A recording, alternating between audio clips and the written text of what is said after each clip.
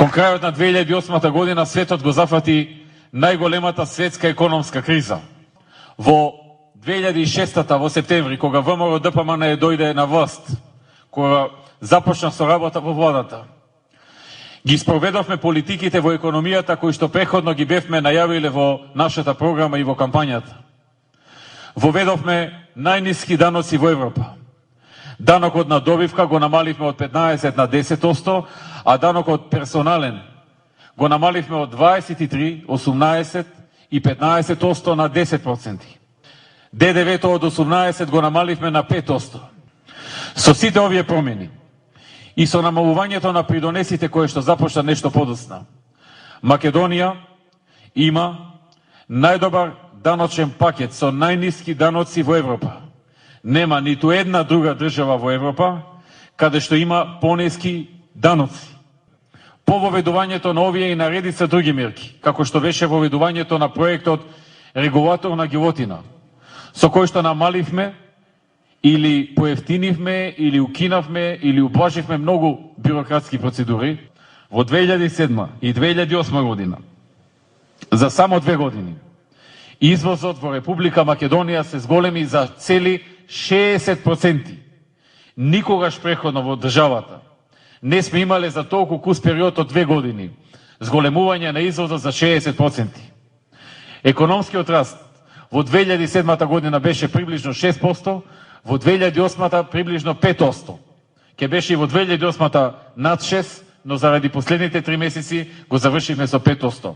Но и 5%, иако почна кризата таа година, беше втор најдобар економски резултат во историјата на државата, после овој од 2007 година. Ова покажа дека диагнозата поставена во програмата на ВМРО ДПМН пред изборите во 2006 и преземаните мерки, значи рецептот и лековите, кажано со медицински речник, почнаа да ги даваат своите резултати. 2 години во кои што Македонија имаше највисоки стапки на раст, имаше највисока стапка на зголемување на извозот и најмногу прилив на странски директни инвестиции. Но не само тоа. 2 години во кои што имавме зголемување на пензиите како никогаш дотогаш. За во просек од 2006 до денес 30% зголемување на пензиите на пензионерите. За оние од категоријата со најниски пензии, зголемувањето изнесуваше 38%. Никогаш преходно во еден ваков 3-3,5 годишен период, а главно беше во тие 2 години, подоцна фати кризата и зголемувањата беа понезначителни, никогаш преходно во еден таков кус период пензиите на пензионерите во Македонија не се зголемиле во просек за 30%, а групата на најниски пензии за 38%.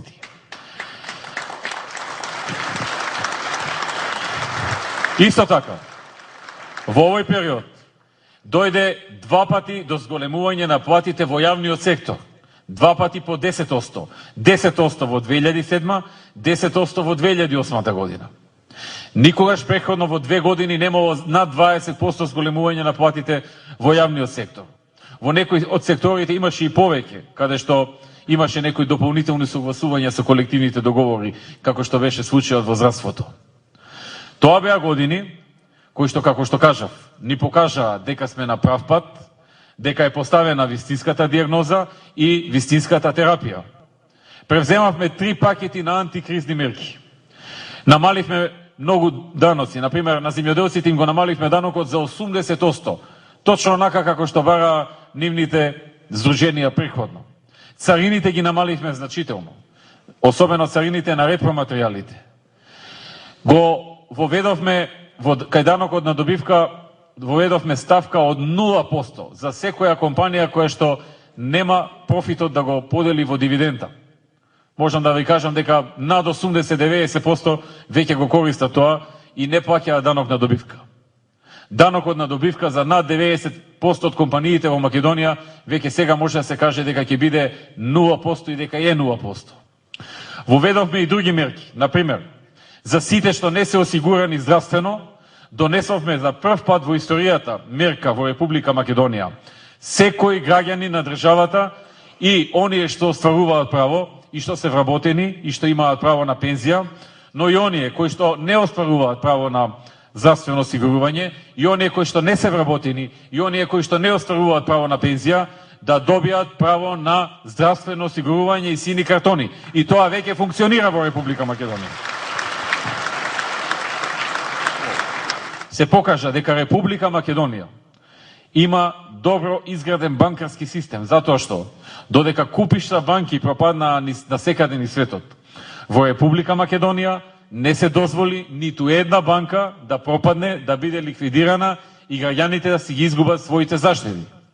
Во Европа, минатата година, само една држава имала помал дефицит на буџетот.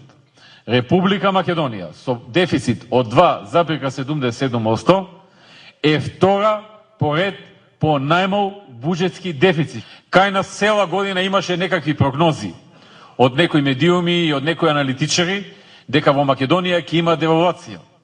Ние постојано говоревме дека тоа нема да го дозволиме.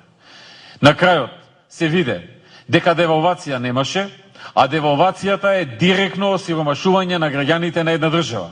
Ние правевме што правевме, но не дозволивме во 2009 година, во годината на најголемата светска економска криза, граѓаните на Македонија да се соочат со девалвација.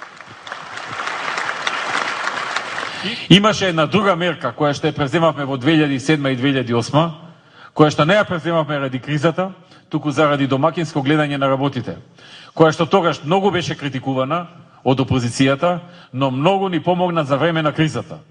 Тоа е, ќе ве потсетам, фактот и одлуките што владата ги донесе во 2007.